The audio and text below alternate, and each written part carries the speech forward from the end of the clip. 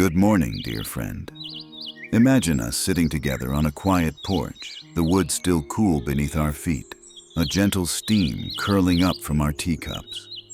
The sun has just begun to peek through the leaves, casting soft dappled shadows over the worn boards, and somewhere in the distance, a mourning dove is cooing its slow, contented song. It's in these peaceful moments that I'm reminded of something wonderful. A garden doesn't need to be filled with expensive store-bought decor to feel like a sanctuary. In fact, the most charming patios I've ever seen weren't polished or perfect. They were pieced together with love history and a dash of imagination. You see, beauty often hides in the things we overlook: a weathered ladder leaning in the shed, a teapot whose handle has cracked, or a chair that's missing its seat. These aren't just junk. They're untold stories waiting to be brought into the light. I've watched friends transform old tools into art, tin cans into lanterns, and mismatched glassware into delicate planters. It's as if each piece whispers, "I still have more to give." Today, I want to share with you 30 of my favorite upcycled garden decor. Ideas, projects that require more heart than money, more creativity than muscle. Whether you have a big backyard or just a little patch of patio, these ideas will help you see the beauty that's already in your home, just waiting to bloom again. Do you remember that old wooden ladder you once kept in the garage?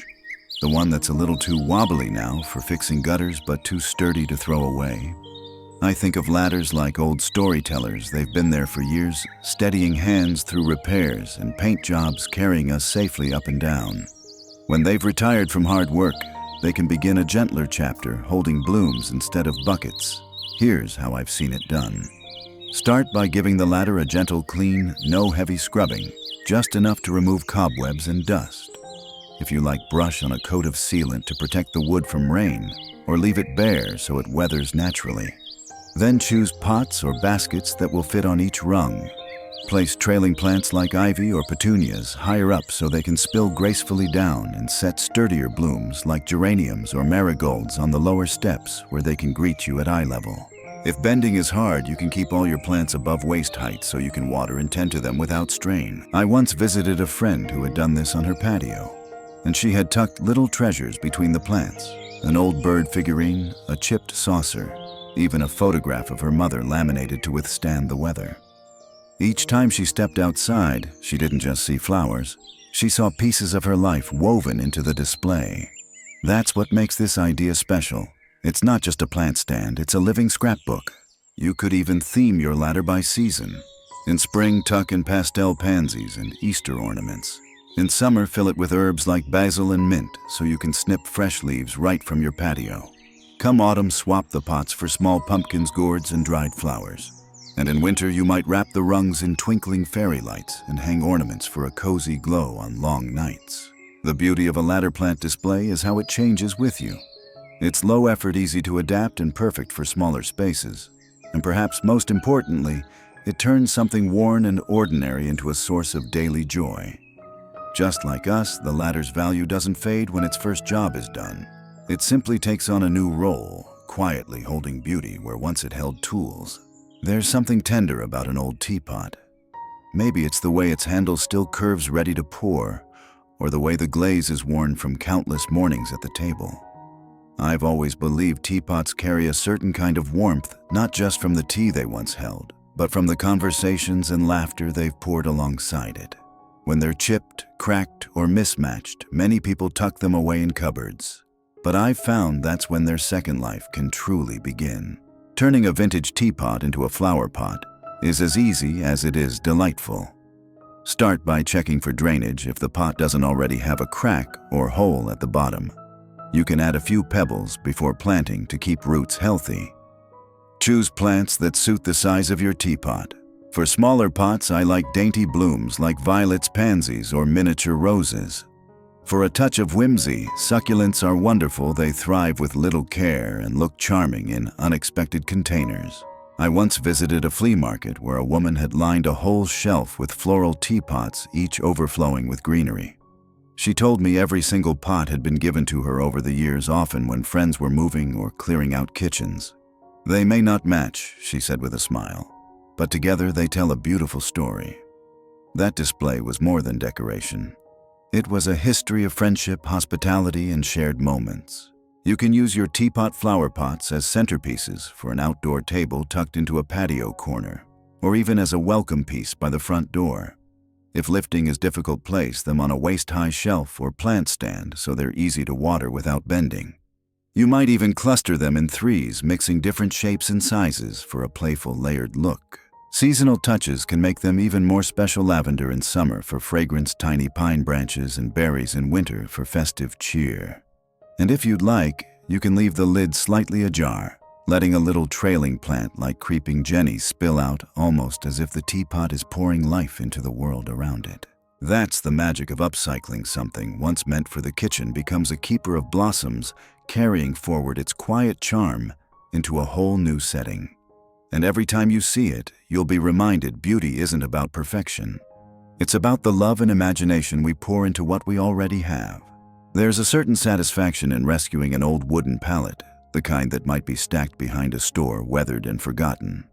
Most people see scrap wood. I see a blank canvas. Pallets have a way of lending structure to a garden without feeling fussy, and with a little creativity, they can become vertical gardens that bring blooms right up to eye level. The first time I tried this, it was because bending to tend my plants had become a little harder. I wanted my flowers where I could see them without strain, where I could water them without kneeling. An old pallet solved the problem. I sanded down the rough edges, gave it a coat of exterior paint, and leaned it against my fence. With a few nails and brackets, I attached small pots along the slats, each filled with herbs, trailing flowers, and even strawberries. It turned a plain patch of fence into a living wall. To make your own, start by cleaning the pallet and deciding whether you want a rustic look or a fresh coat of paint. For stability, you can secure it to a wall or place heavy planters at the base to keep it from tipping. Attach pots or fabric planting pockets to the slats, spacing them so the plants have room to grow.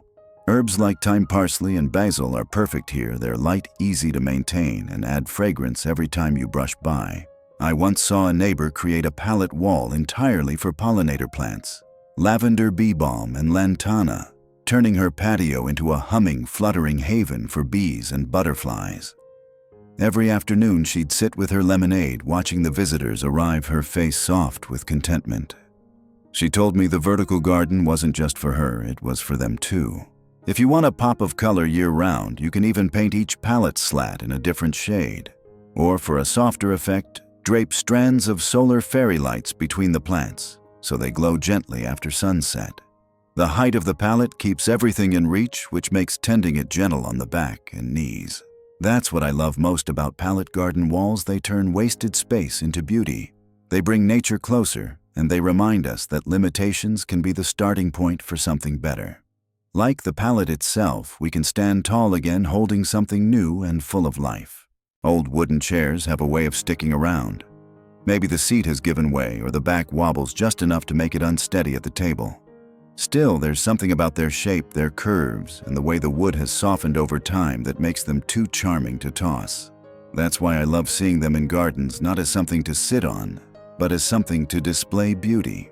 I first discovered this idea while visiting a friend in the countryside. She had a faded blue chair sitting by her front steps, the seat replaced with a round pot brimming with red geraniums. She told me the chair once belonged to her grandmother and had been in the family for decades. When it could no longer serve its original purpose, she gave it a new role, one that still greeted guests every day. To make your own chair planter, start by removing the damaged seat. If the chair frame is sturdy enough, simply place a potted plant in the opening. For a snug fit, trace the pot's shape onto a piece of plywood, cut it out, and secure it under the rim so it rests neatly. You can paint the chair to match your garden palette, or leave it weathered for that rustic charm. If bending is difficult, this setup is perfect. The plants are already elevated so you can water and prune without strain. The beauty of this project is how versatile it can be. You might choose trailing petunias or sweet potato vines that spill over the sides, or go bold with bright dahlias or begonias that sit tall and proud. In the fall, swap the flowers for a small pumpkin arrangement with autumn leaves tucked around. Come winter, a pot of evergreen branches, pine cones, and fairy lights can turn it into a festive outdoor decoration. I've seen entire patios where each chair tells a story. A child's wooden school chair holding pansies, a rocking chair overflowing with ivy, a high-backed dining chair filled with herbs. They become conversation starters, but they also hold something deeper, the reminder that usefulness can take many forms over a lifetime. That's the heart of upcycling, giving a beloved object a role it never had before without erasing the memories it already carries. And each time you pass by your chair planter, you'll see not just flowers, but the graceful aging of something that still has work and beauty left to give. There's a certain magic to soft light in the garden at night. It doesn't have to be bright or dazzling sometimes. The gentlest glow is the one that makes a space feel most alive. Mason jars, with their humble glass and simple shape, are perfect little keepers of light. I've always thought they were like time capsules holding memories of summers past, jam-making afternoons, lemonade on porches, maybe even the clink of marbles from a child's game. One summer evening, I visited a neighbor whose patio seemed to sparkle in the twilight.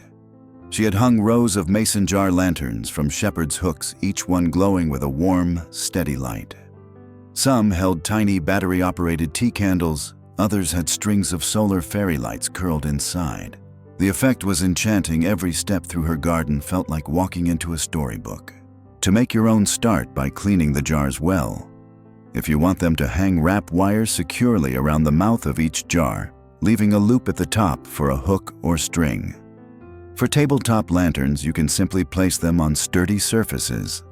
Fill them with solar lights for an eco-friendly option, or use LED candles for safety. If you enjoy color, try painting the inside with frosted or tinted glass paint for a gentle, diffused glow. Accessibility matters here if reaching high hooks is difficult. Keep the jars at waist or eye level by lining them along shelves, railings, or the edges of planters. That way you can enjoy the light without straining to hang or retrieve them. You can even cluster jars in threes on small tables for an intimate gathering spot.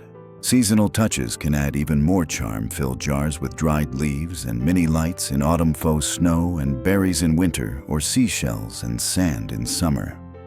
The beauty is that mason jar lanterns are light enough to move around, so you can rearrange them to suit your mood or occasion.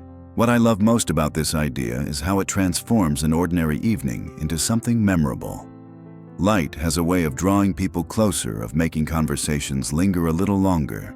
And with just a few mason jars and a spark of creativity, you can bring that same warmth to your patio, softly reminding everyone who visits that even the simplest things can hold the deepest glow. There's a certain elegance in glass, even when it's no longer holding something fine. Empty wine bottles with their varying shades of green, brown, and clear can become more than just recycling. They can form a shimmering ribbon of color along your garden beds.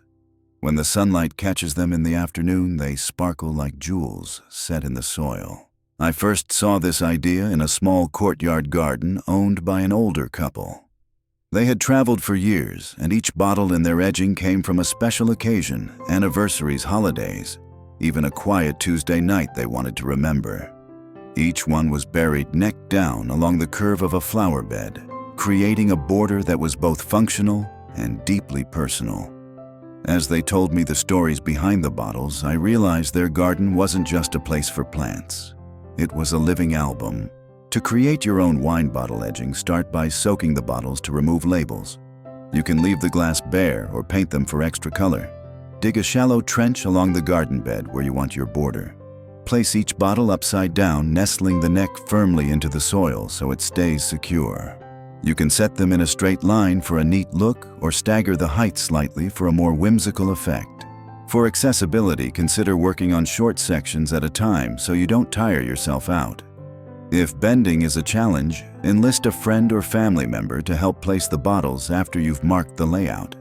This is a gentle collaborative project, one that's as much about connection as it is about design. You might choose bottles of all one color for a uniform style, or mix shades for a mosaic-like border. Clear bottles catch morning light beautifully, while deep greens and ambers create a rich backdrop for blooming flowers.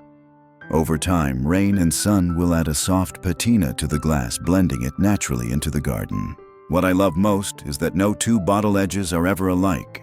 They carry the imprint of the lives that placed them there. Each step along the border feels like walking through a trail of memories, quietly framing the beauty that's still growing.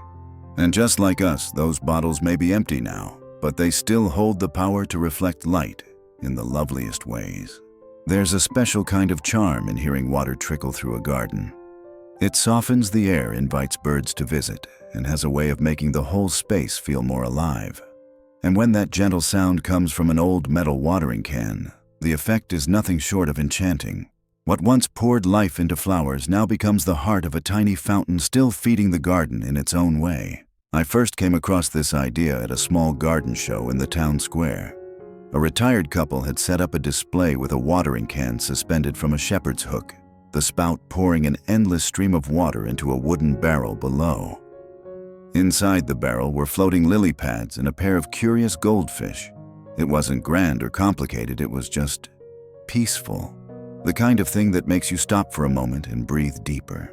To create one yourself, you'll need an old watering can, a submersible fountain pump, and a basin or barrel to catch the water. The pump sits in the basin hidden beneath stones or plants, and a length of tubing runs from the pump into the spout of the can. When the pump is turned on, the water flows gently from the can's mouth, as if it's forever watering the flowers below. You can add floating blooms, smooth river stones, or even a small solar light inside the barrel for a magical evening glow. If lifting heavy items is difficult, choose a lightweight basin and position it on a sturdy table or raised stand so you can work at a comfortable height. Small tabletop versions work beautifully for patios needing just a bowl, a mini pump, and a petite watering can. The beauty of this project is that it doesn't just decorate, it creates a living environment. Birds will stop for a sip, bees might hover nearby, and you'll find yourself lingering to listen a little longer than you planned. In a way, a watering can fountain is a perfect metaphor for a well-lived life.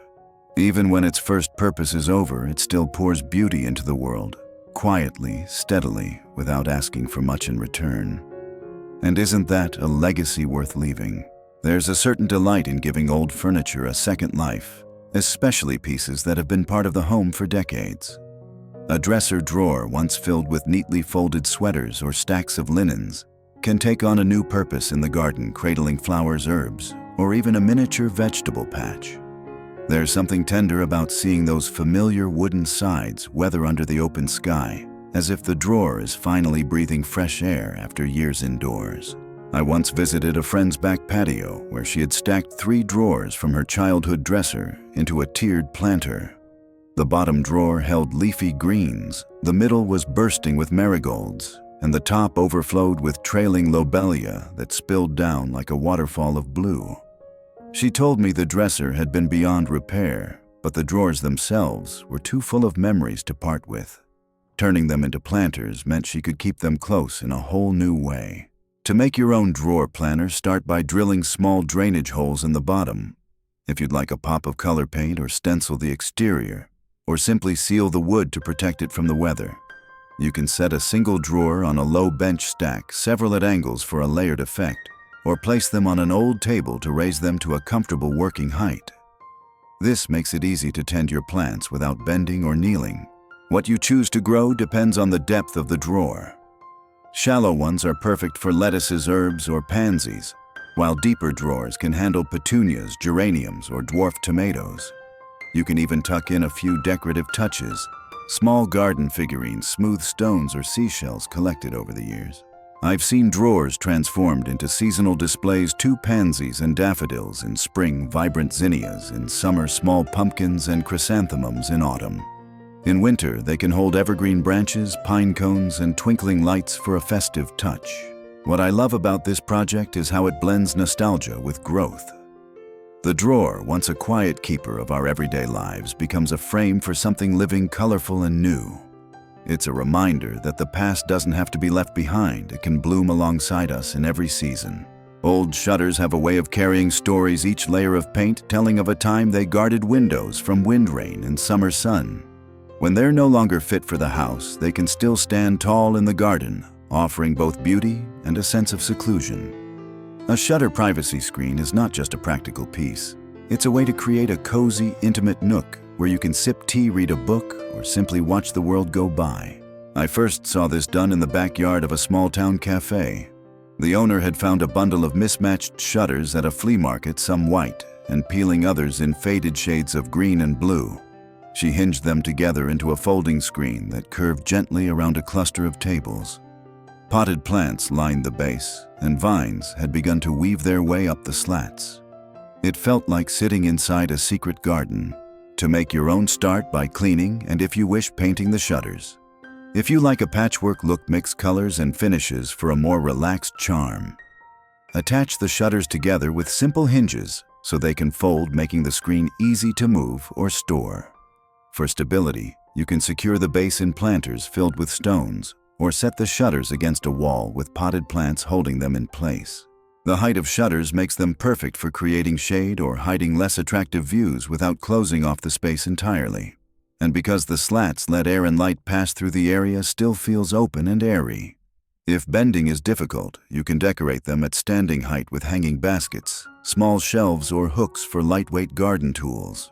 I've seen shutter screens decorated seasonally, string lights wound through the slats in summer, garlands of leaves in autumn, and wreaths or ornaments in winter. One neighbor even attached small mason jars to hers, filling them with flowers that she changed weekly. What I love most is how shutters, once silent observers from the side of a house, can come forward into the garden and still protect frame and shelter. It's proof that even when our role changes, we can still stand tall, still bring comfort, and still help create spaces where beauty feels at home. Mirrors in the garden are like little windows to a world that doesn't exist and yet feels wonderfully real. When placed just right, they reflect the sky, the greenery, and the blooms, making even the smallest patio feel like it stretches farther than it does. An old mirror, perhaps, with a frame that's seen better days, can become a portal inviting the eye to wander deeper into the space. I first noticed this magic in a friend's narrow side garden. She had hung an arched vintage mirror against the fence, framing it with climbing roses. From the path, it looked as though there was another garden beyond, one you could almost step into. Guests often leaned closer, surprised to find it was only a reflection. She told me she found the mirror at a thrift shop for just a few dollars, and it became the most talked about feature in her yard. To create your own, choose a mirror with a sturdy frame, wood, metal, or even resin. If the mirror will be exposed to the elements, seal the frame with exterior varnish or weatherproof paint. Place it where it will reflect something lovely: a flower bed, a tree, or even the open sky. Avoid placing it where it will reflect direct sunlight for long periods, as the glare can be intense. For easy maintenance, position the mirror at eye level or slightly higher so you don't have to bend to clean it. You can mount it directly to a wall or fence, or lean it against a sturdy surface for a more casual look. Adding plants around the edges, vines, hanging baskets, or even potted ferns will help it blend naturally into the scene. One of my favorite touches is framing the mirror like a garden window, complete with shutters on either side. In autumn, a wreath hung in the center can give the illusion of a decorated window to an invisible home. In winter, twinkling lights strung nearby can make the reflection glow like a holiday card. A mirror in the garden is more than decor. It's a quiet trick of the eye that makes the space feel both larger and more intimate. It's a reminder that sometimes beauty isn't about adding more, but about seeing what's already there from a different angle. Tin cans have a way of piling up in the kitchen: soup, beans, tomatoes, and most of them end up in the recycling bin without a second thought.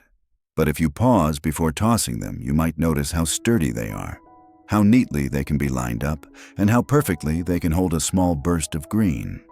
With a little care, these humble containers can become a cheerful wall of herbs, always within reach for your cooking or simply for the joy of their scent. I once visited a senior community garden where each resident had a section of a long wooden fence. Most chose flowers, but one gentleman had mounted rows of painted tin cans along his space. Each one held a different herb: basil, rosemary, thyme, mint, labeled in his own neat handwriting. He said he liked that he could step outside and pick what he needed for dinner without bending or searching, and the colors from the painted cans made the whole fence look like an art piece. To make your own, start by cleaning the cans thoroughly and removing any sharp edges. Drill a small drainage hole in the bottom of each can, then paint them with weather-resistant paint in whatever colors make you smile. You can attach them to a wall fence or even a piece of pallet wood using hose clamps or sturdy hooks. Arrange them at waist or eye level so you can tend your herbs without strain.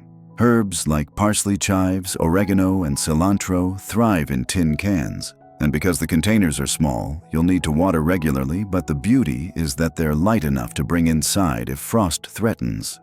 In cooler months, they can sit on a sunny kitchen windowsill, continuing to provide fresh flavor. You can also play with design alternate colors for a cheerful pattern, stencil little flowers or leaves onto the sides, or wrap them in burlap for a rustic look. For an extra personal touch, use cans from meals that hold meaning, a family soup recipe, a special holiday dinner, turning each one into a tiny story pot. What I love most about a tin can herb garden is how it takes something so ordinary and makes it feel intentional, even beautiful. It's proof that usefulness doesn't have to come from something new. Sometimes it just takes a bit of imagination to see the possibilities stacked right in front of us. There's something playful about seeing a colander swinging gently in the breeze, not in a kitchen full of dishes, but in a garden bursting with flowers. Those little holes once meant for draining pasta now become perfect outlets for water to escape after a summer rain. It's a reminder that even the most ordinary household tools can bloom into something unexpected. I remember strolling through a local craft fair one June afternoon and spotting a booth where a woman had hung bright metal colanders from colorful chains. Each one overflowed with petunias trailing lobelia and sweet alyssum spilling like lace over the sides. She laughed when she saw me admiring them and said, "They practically water themselves. Nature takes care of the draining. Making your own is simple. Start with a sturdy colander. Metal works best for longevity, though plastic can be used if it's reinforced. If the handles are strong enough, you can attach chains directly to them. Otherwise, drill small holes around the rim for hooks.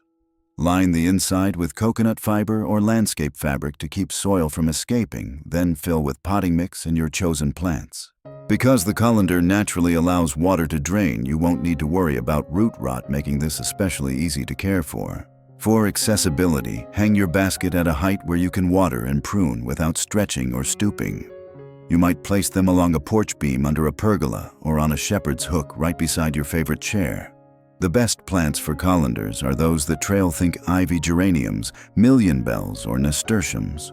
But you can also plant herbs for a fragrant twist. Seasonal swaps keep the display fresh. Pansies in early spring, vibrant wave petunias in summer, cascading mums in fall. In winter, the basket can hold pine boughs, holly, and ribbons, turning your garden into a festive corner without needing a single store-bought pot. What makes this idea so charming is how it blends whimsy with function. A colander may not be the first thing you picture in a garden, but once it's brimming with blooms, it looks as though it was made for the outdoors all along. And perhaps that's the lesson. It's not where something starts that matters most, but where it's allowed to flourish. There's a joy in seeing something meant for motion find a new life standing still, especially when it's brimming with flowers. An old bicycle, whether it's a child's first ride or a rusty cruiser from decades past, carries with it the memory of freedom, of wind in your hair, summer afternoons, and roads that seem to go on forever. In the garden, that same frame can become a piece of living art, turning nostalgia into a daily view. I once visited a small-town bed and breakfast where an old sky-blue bicycle leaned gracefully against a picket fence. Its front basket overflowed with white daisies, while the rear carried a wooden crate filled with lavender. The owner told me the bike had belonged to her father, who used to ride it into town for the mail. "It's been retired," she said with a laugh, "but it still makes the trip from one season to the next just standing here." To create your own bicycle planter, start by finding a bike that can stand steadily. If the tires are flat, leave them as they are for a rustic look, or paint them along with a frame to give the whole piece new life. Wire or strap a basket to the handlebars and another to the back rack if you have one. Line each with coconut fiber or burlap to hold soil, then plant trailing flowers or herbs that will spill over the edges. For ease of care, position the bike where you can reach both baskets comfortably against a wall beside a porch, or even indoors during the colder months. If bending is difficult, consider raising the whole setup on a low platform so watering is simple. Some gardeners like to weave vines around the frame or let morning glories climb the spokes, creating a bike that changes with the seasons. Others keep the planting simple but change the flowers every few months, bright annuals in spring, sun-loving blooms in summer, and dried arrangements in fall. What I love most about a bicycle planter is that it tells a layered story. It's part sculpture, part garden, part memory. Every time you walk past it, you're reminded that movement doesn't always mean going somewhere. Sometimes it's about what you hold, nurture, and display along the way.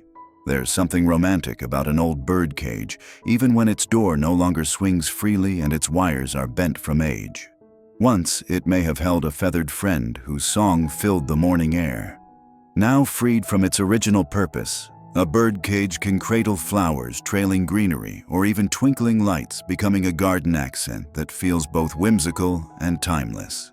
I remember walking through a quaint antique shop in the countryside and spotting a tall, white, slightly rusted bird cage in the corner. The shopkeeper had filled it with ivy and tiny white impatiens, letting the vines weave through the bars. She told me it sat on her porch all summer, and in the evening she would slip a candle inside to glow softly through the leaves. "It looks like a secret lantern," she said, and I couldn't help but agree. To make your own, find a vintage or decorative birdcage. Thrift stores and flea markets are full of them.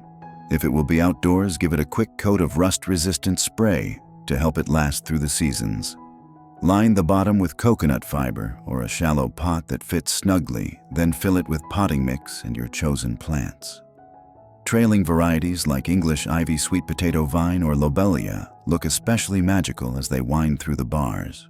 If lifting heavy planters is a challenge, you can use lightweight faux flowers for a similar effect, or keep the cage on a sturdy table so it's easy to reach. Hanging the cage from a hook or tree branch creates a floating effect, but make sure it's secure enough to withstand breezes. Bird cages also make wonderful seasonal displays. Fill them with pine cones and fairy lights in winter, pastel blooms in spring, or even small pumpkins and dried leaves in fall. You can change the contents as often as you like, keeping the display fresh without replacing the structure. What I love most about this idea is how it transforms the feeling of a space. A birdcage floral display is part sculpture, part story.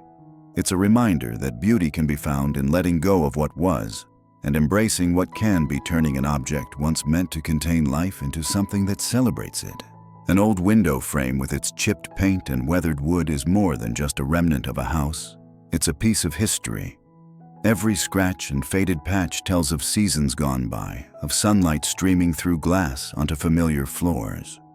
When a frame is brought into the garden, it can become something entirely new, a rustic focal point that adds depth, charm, and a touch of nostalgia to your outdoor space. I once visited a friend who had hung a tall, multi-paned window frame against the side of her garden shed. Instead of glass, each section was filled with something different: pressed flowers sealed in resin, bits of lace, and small mirrors that caught the light. The frame didn't just decorate. It told a story, each pane like a chapter. She said it reminded her of the farmhouse where she grew up, and seeing it daily made her feel grounded. To make your own, start with a sturdy frame, glass or no glass, depending on your vision. If the paint is peeling, sand it lightly to avoid splinters, but leave some of the weathering for character. You can hang it on a wall, lean it against a fence, or even mount it on 2 posts, so it stands free in the garden like a whimsical gate to nowhere. For decoration, the possibilities are endless. You might plant climbing roses or clematis at the base and let them weave through the openings, framing each section in blooms. Or you could back the panes with chicken wire and clip small potted plants or air plants inside. Some gardeners hang tiny lanterns or wine chimes from the frame, letting it play with both light and sound. If bending or heavy lifting is a concern, keep the frame at a comfortable height for tending to plants or changing decorations. That way you can update it for the seasons: bright blossoms in spring, lush greenery in summer, autumn leaves, and garlands in fall, and evergreen sprigs with ribbons in winter. What I love most about an old window frame in the garden is how it invites you to see the outdoors in framed moments.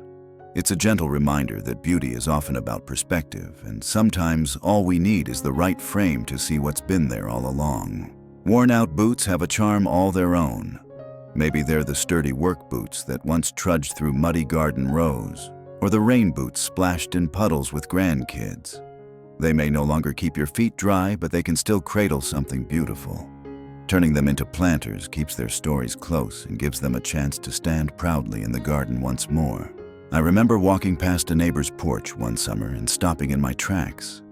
Lined along the steps were 6 pairs of boots: cowboy boots, rubber boots, even a pair of bright yellow galoshes. Each one was filled with flowers, marigolds bursting like little suns, trailing nasturtiums spilling over the sides, and delicate violas peeking from the tops. It was impossible not to smile. Making your own boot planter is simple. Start by cleaning the boots and drilling a few small drainage holes in the soles. Fill them with a lightweight potting mix to make them easier to move, and choose plants that suit the size of the boot. Taller flowers like snapdragons or foxgloves look wonderful in high boots, while low-growing blooms or herbs suit ankle boots perfectly. If bending is difficult, arrange your boots on a waist-high bench porch railing or shelf so you can water and tend them comfortably.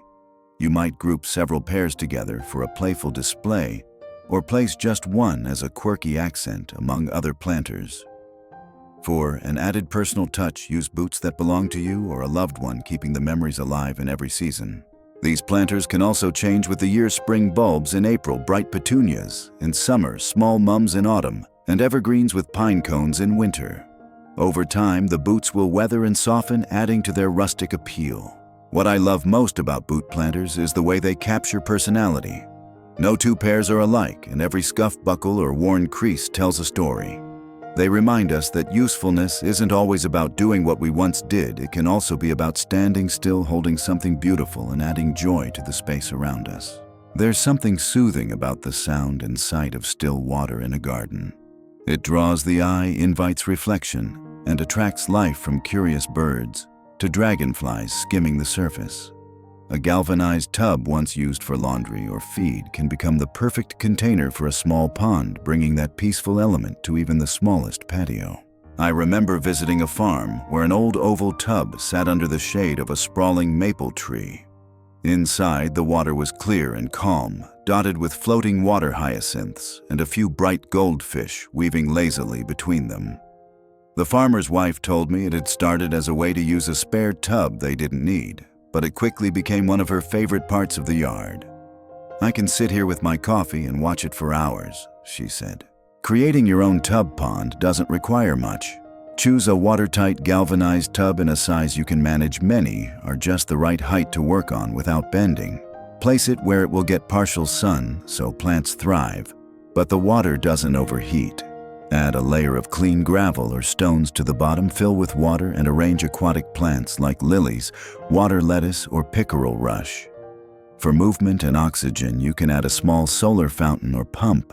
If lifting is a challenge, ask a friend to help place the tub before filling it with water, as it will be heavy once full. You can decorate around it with potted flowers or even set a small bench nearby so you can enjoy it up close. One of the joys of a tub pond is how it changes through the seasons. Lilies, opening in summer sun, fallen leaves drifting across in autumn, and the glint of ice in winter.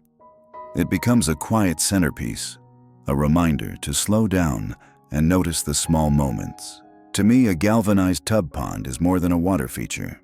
It's a symbol of renewal, taking something utilitarian and turning it into a place for stillness, beauty, and life to gather. And in a world that moves so quickly, that's a gift worth making space for. There's something irresistible about a tiny teacup, especially one that's chipped or mismatched from a set long since broken apart. Once it might have been part of a breakfast tray, a wedding gift, or your grandmother's favorite china. Even with a crack or missing saucer, it still holds a certain charm. And it can hold something living too. A teacup succulent garden is small enough to fit on any table or windowsill, yet it carries a story big enough to warm the heart. I once saw a row of these little gardens lined up on a cafe counter. Each cup was different floral prints, gold rims, plain white porcelain, and each held a single succulent or a tiny cluster. The owner told me customers often asked to buy them, but she couldn't part with them. "They're from my mother's and grandmother's cupboards," she said. "Every time I water them, it's like I'm visiting with them."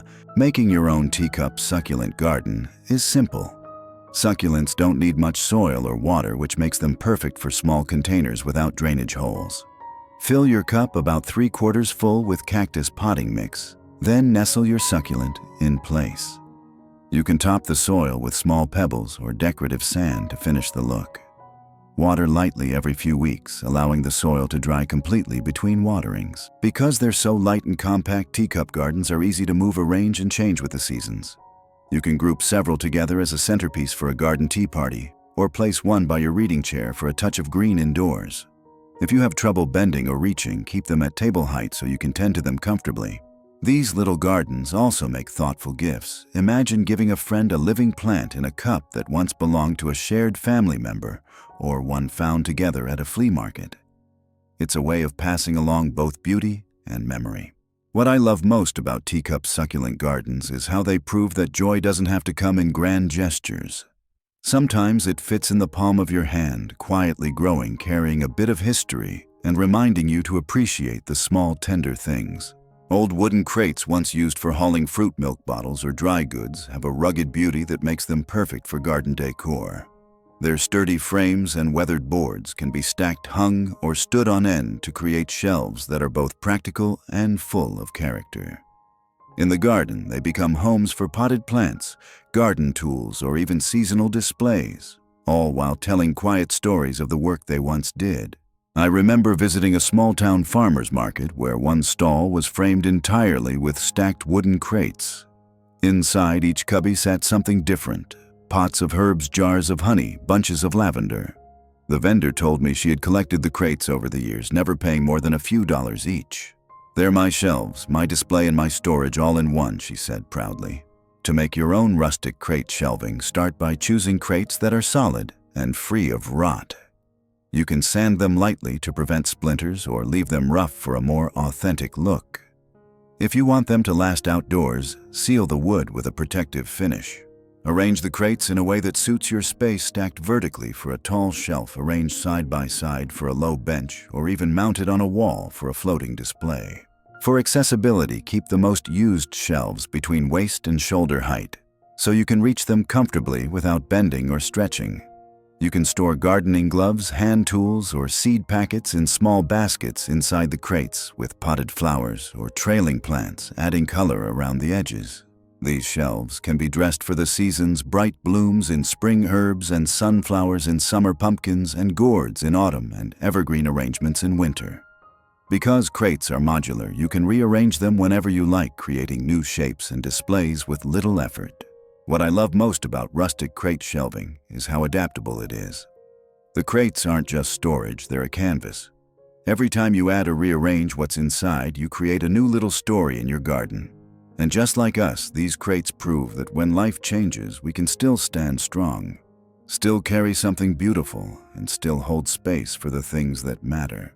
Lanterns have always had a way of drawing people closer. In the garden, their gentle glow can make even the simplest evening feel special. But when a lantern is no longer safe to light, or its glass panels have cracked, it doesn't have to be tucked away or thrown out. With a little imagination, it can become a planter that holds beauty by day and, if you wish, still offers light by night. I remember visiting a friend's patio one summer evening. Scattered across her outdoor table and along the steps were old metal lanterns, each filled with tiny blooms, pansies, mini roses, even sprigs of lavender. As the sun set, she slipped battery-operated candles into the spaces between the plants. The flowers glowed softly as though they had captured the last light of the day. To create your own lantern planter, start with a lantern large enough to hold a small pot or liner. If the glass is intact, you can leave it or remove a panel or two to give plants room to grow. Add a bit of gravel to the bottom for drainage, then fill with potting soil and your chosen plants. Trailing varieties like ivy or sweet alyssum look lovely spilling from the openings, while upright blooms like marigolds or dwarf zinnias provide cheerful color. For accessibility, keep lantern planters on tables, shelves, or sturdy rails, so you can tend to them without bending. They work beautifully as centerpieces for outdoor dining or as welcoming accents on porch steps. In the evening, tuck a small LED light or solar tea candle into the soil or between plants for a warm glow. Lantern planters are also perfect for seasonal displays. Bright flowers in spring, herbs in summer, mini pumpkins in fall, and evergreen sprigs in winter. The lantern frame protects the arrangement from wind while giving it a sense of structure and charm. What I love most is how these planters blur the line between light and life. A lantern's job has always been to brighten the darkness, and even when its flame has gone out, it can still cradle something that makes the world more beautiful. It's a gentle reminder that purpose can shift, but our ability to bring light, whether through warmth, kindness, or a bit of garden magic, never truly fades. A sturdy metal bucket, whether galvanized or enamel, can do far more than hold water or tools. With a little creativity, it can be transformed into a rustic table that's just the right size for a cup of tea, a book, or a small potted plant. The charm lies in its simplicity, practical, weather-resistant, and full of country character. I once stayed at a lakeside cabin where each porch had its own bucket table. The owners had flipped galvanized buckets upside down and topped them with round wooden boards, stained deep brown. Some tables held oil lamps, others small bouquets of wildflowers.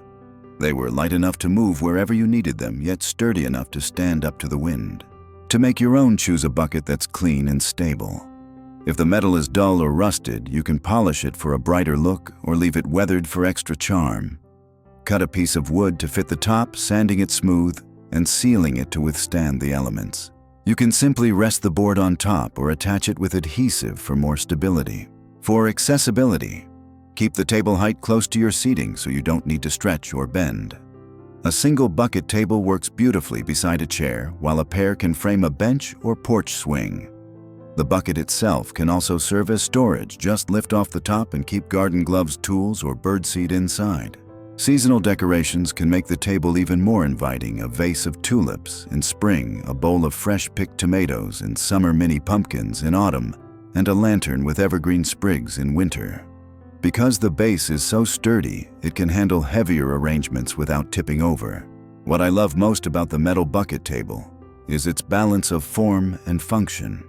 It's an example of how the simplest items can be elevated with just a small change, turning the ordinary into something that feels special.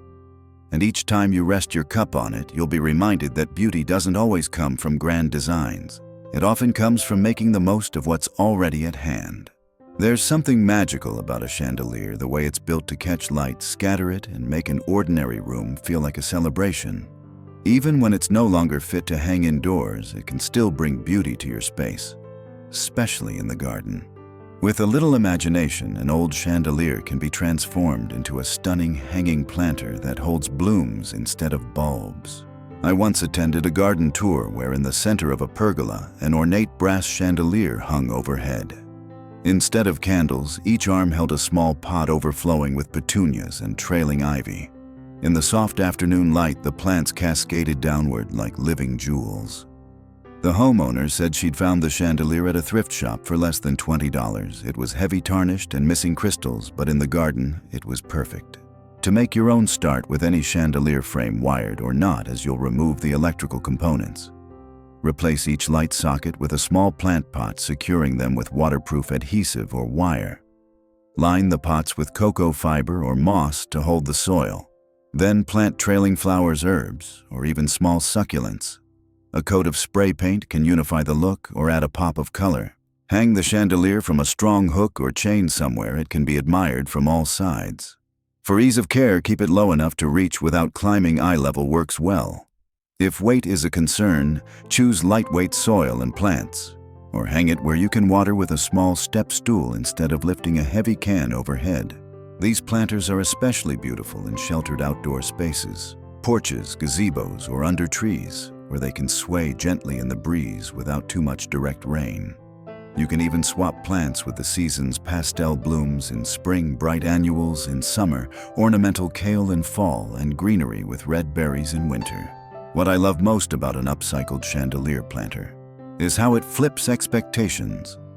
Something once designed for glittering ballrooms finds a new role under the open sky, holding not just light, but life. It's a gentle reminder that beauty often comes when we allow ourselves to be seen in a new light. Old garden tools, rakes, shovels, hoes, carry the marks of hard work and seasons spent tending the earth. When they've retired from their usual duties, they can still play a vital role by becoming trellises that support climbing plants, turning utility into beauty.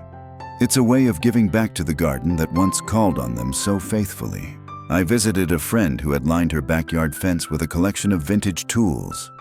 The long handles were planted firmly in the ground, and vines of sweet peas and morning glories wove through the metal tines and shafts. As the flowers climbed, the tools took on a new life, their weathered surfaces softened by green leaves and blossoms. To create your own tool trellis, choose tools that can stand securely. Long-handled rakes and hoes work best. Clean them gently to remove dirt, but leave the patina for character. Push the handles into the soil at an angle, or secure them against a fence with wire or hooks. Plant climbing seeds or seedlings at the base. Beans, peas, clematis, or climbing roses are all great choices. For accessibility, arrange your trellis so that plants grow within reach, making it easy to prune or harvest. The height of the tools keeps the plants off the ground, reducing bending and kneeling. If you have physical limitations, position seating nearby so you can enjoy the view without strain. Seasonal care is simple, regular watering and gentle support for new shoots. As the seasons change, you might add fairy lights tangled among the vines or small hanging pots to fill empty spaces.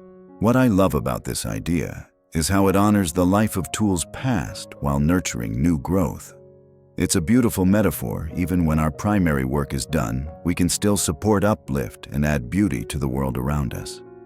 The garden tool trellis reminds us that nothing truly becomes useless. It just takes on a different purpose. There's a timeless charm in a weathered wagon wheel, its wooden spokes worn smooth by years of use, and its metal rim rusted softly by rain and sun. Once it rolled across fields or along country roads carrying goods and stories. Now, resting against a fence or nestled in a garden corner, it becomes a rustic piece of art, grounding your outdoor space with a sense of history and simplicity. I recall visiting a friend's garden where a large wagon wheel leaned casually against the back fence, surrounded by clusters of blooming hydrangeas and wildflowers.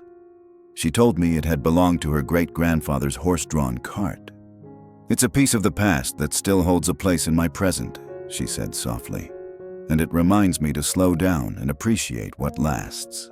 To create a wagon wheel display, find a sturdy wheel. Vintage shops, farms, or antique stores often have them. Clean off loose dirt, but keep the natural weathering that gives character. You can place it upright against a fence or wall, or lay it flat on the ground as a base for potted plants or a bird bath. For accessibility, lean it at a gentle angle on stable ground so it won't tip. Arrange plants nearby that require little maintenance, such as lavender, ornamental grasses, or succulents. Adding fairy lights or lanterns around the wheel can create a cozy glow in the evenings. Seasonal touches like wreaths made of dried flowers or vines can transform the wheel throughout the year, from fresh spring greens to autumn leaves and winter berries. The wheel becomes a living frame that changes with the seasons, reflecting the cycle of life and growth. What I cherish most about wagon wheel art is how it weaves the old with the new. It's a reminder that beauty isn't always about the new or perfect. It's often about honoring the past and making it part of our everyday joy. Like the wheel itself, we carry the marks of our journeys, and in embracing them, we create spaces rich with meaning. Picture frames, once meant to showcase photographs or paintings, can find a new purpose in the garden as living artwork. When filled with soft, vibrant moss or pressed flowers, they become windows into nature's quiet beauty, a green snapshot that changes subtly with time and weather. It's a way to bring art and life together, creating a peaceful focal point that invites reflection and calm. I once visited a community garden where an artist had hung several old frames on a wooden fence, each one filled with different types of moss and tiny wildflowers. The frames were arranged like a gallery, and visitors would pause to admire the textures and colors as though wandering through a museum of the natural world. The artist told me she loved that her work changed with the seasons, never quite the same twice. To create your own moss art, start with wooden or metal frames, painted or natural. You can attach chicken wire or mesh backing to hold the moss in place. Then press sheets of preserved moss or fresh moss collected from shaded areas. For a living display, mist the moss regularly and place the frame in a spot with indirect light and consistent moisture. Pressed flowers or leaves can be glued onto the moss for added detail. For ease of care, hang the frames at eye level or on garden walls where they're easy to reach. Because moss doesn't require soil or frequent watering, this art is perfect for gardeners who want low-maintenance beauty. You can also swap out the contents seasonally or create several frames with different designs for variety. Seasonal additions like tiny pine cones in winter or dried lavender in summer can keep the artwork fresh and connected to the garden's rhythm. Soft fairy lights woven around the frame add a gentle glow for evenings. What I love most about picture frame moss art is how it turns everyday objects into quiet celebrations of nature.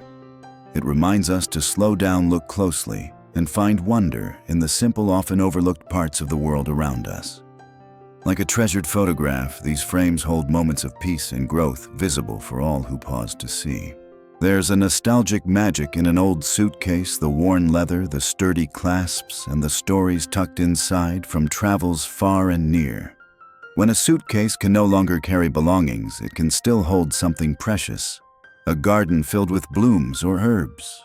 A suitcase garden brings together adventure and growth, inviting you to explore new beauty in a familiar object.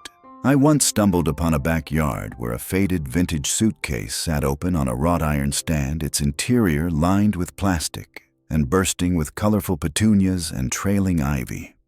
The owner told me she loved the idea of traveling in her own garden, carrying memories and new joys side by side. To create your own suitcase garden, select a sturdy suitcase with a hard shell. Line the inside with heavy-duty plastic or a waterproof liner, making sure to add drainage holes to prevent waterlogging. Fill with good quality potting mix and plant your choice of flowers, succulents, or herbs. Because suitcases vary in depth, consider plants with shallow roots for best results. For accessibility, place the suitcase at a comfortable height on a table bench or stand so watering and care require minimal bending. You can group multiple suitcases together for a whimsical layered display, or place a single suitcase as a charming focal point. Seasonally, swap out the plants to keep your suitcase garden fresh, vibrant annuals in spring and summer, ornamental kale and mums in fall, and festive greenery with pine cones in winter. Decorate the exterior with stickers or paint to add personal flair or to match your garden's color scheme. What I adore about the suitcase garden is how it blends journey and home, past and present. It reminds us that growth can happen anywhere, even inside the containers of memories we carry with us. And just like life's travels, every garden is a unique adventure waiting to be unpacked and enjoyed. A half barrel with its rounded sides and sturdy wood has a natural presence that lends warmth to any garden or patio. When transformed into a table with a planter center, it becomes both practical and beautiful. A place to rest your tea and nurture blooms all at once. It's a piece that invites conversation, reflection, and simple pleasures. I once visited a friend whose backyard featured a barrel table right beside a cozy bench. The planter section was filled with trailing ivy and small daisies that spilled over the edges, while the table surface held a lantern and a stack of well-loved books. She told me it was the perfect spot for morning coffee and quiet afternoons. To create your own, start with a half barrel, often available at garden centers or craft shops. Cut a round wooden or glass tabletop slightly larger than the barrel's opening, leaving the center open for planting. Secure the tabletop with screws or brackets, making sure it's stable and level. Inside the barrel, add a waterproof liner and fill it with soil and plants of your choice. For ease of care, position the table so you can tend the plants without bending or stretching, ideally at a comfortable standing or seated height. Choose plants that thrive in containers like petunias, coleus, or herbs, and remember to water regularly. Seasonal arrangements make the table feel fresh throughout the year, bright blooms in spring and summer, pumpkins and chrysanthemums in fall, and evergreen boughs with berries in winter. The barrel's rustic charm pairs beautifully with the natural changes of the seasons. What I love about the barrel table planter is its blend of function and beauty. It encourages us to slow down, gather with friends or family, and enjoy the garden's gifts, reminding us that some of the best things in life come wrapped in simplicity and care. An old garden hose once coiled neatly in the shed or tossed carelessly in a corner can be transformed into a cheerful wreath that adds whimsy and color to your garden gate or wall. Its flexible, sturdy nature makes it perfect for shaping, and with a few added decorations, it becomes a welcoming sign of creativity and care.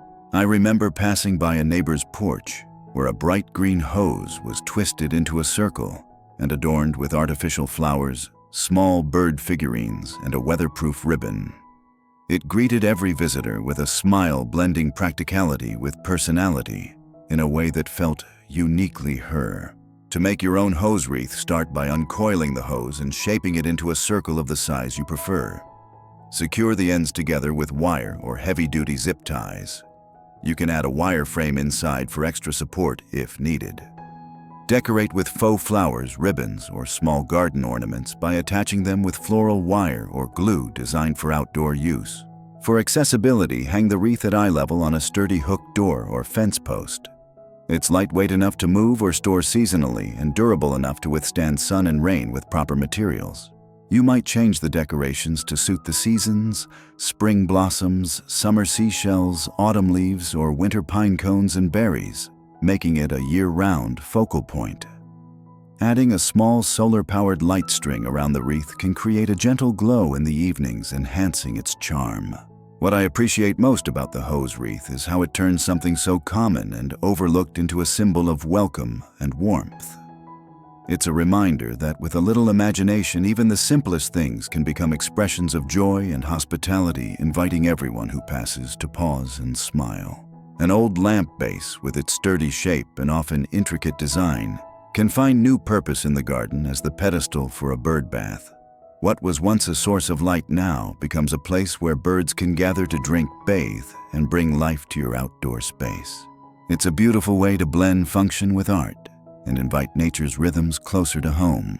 I recall visiting a garden where a vintage brass lamp base stood proudly amid lush greenery. On top, a shallow ceramic bowl rested filled with water and floating petals. Birds of all sizes frequented the spot, their songs mingling with the rustling leaves. The owner told me it was a favorite place for her grandchildren to watch wildlife up close.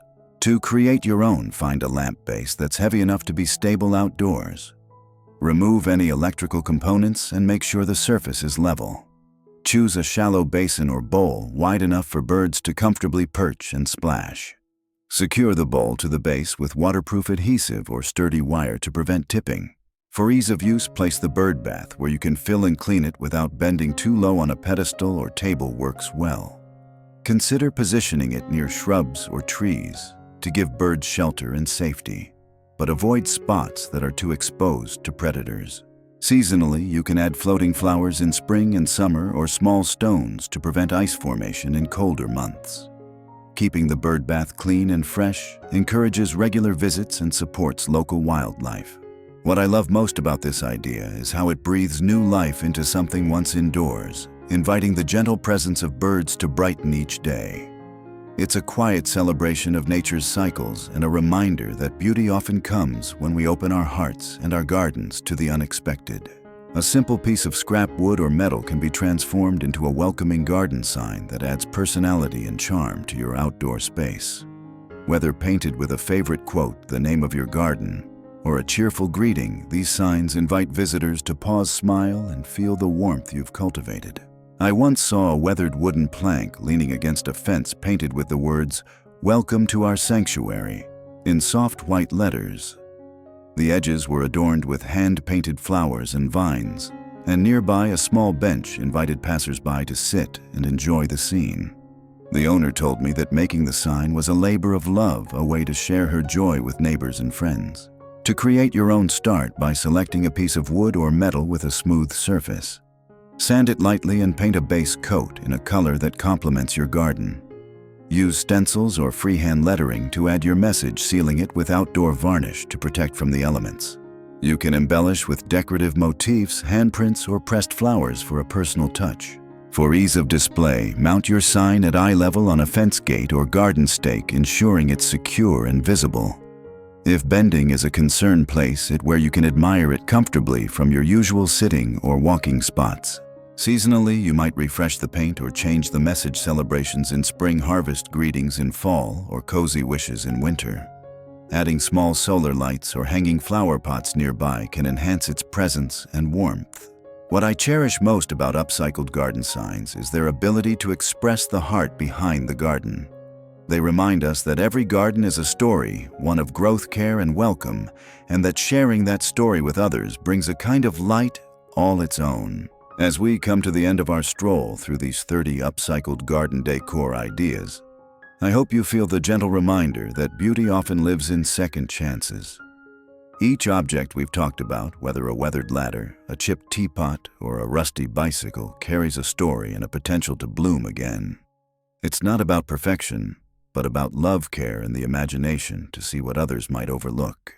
In the golden years, creativity becomes a quiet companion, inviting us to find joy in the simple act of making something new from something old. These projects are not just about decorating a patio, they're about honoring memories, crafting spaces that welcome both nature and nostalgia, and nurturing a sense of pride in what our hands can create. I've watched so many friends find peace and purpose in transforming forgotten items into treasured garden features. The work doesn't require strength or special skills, just patience, a little curiosity, and the willingness to embrace imperfection. In every rusted tool or faded crate, there's a chance to add beauty, to tell a story, and to connect with the earth in a way that feels deeply healing. Which idea brought you the most joy?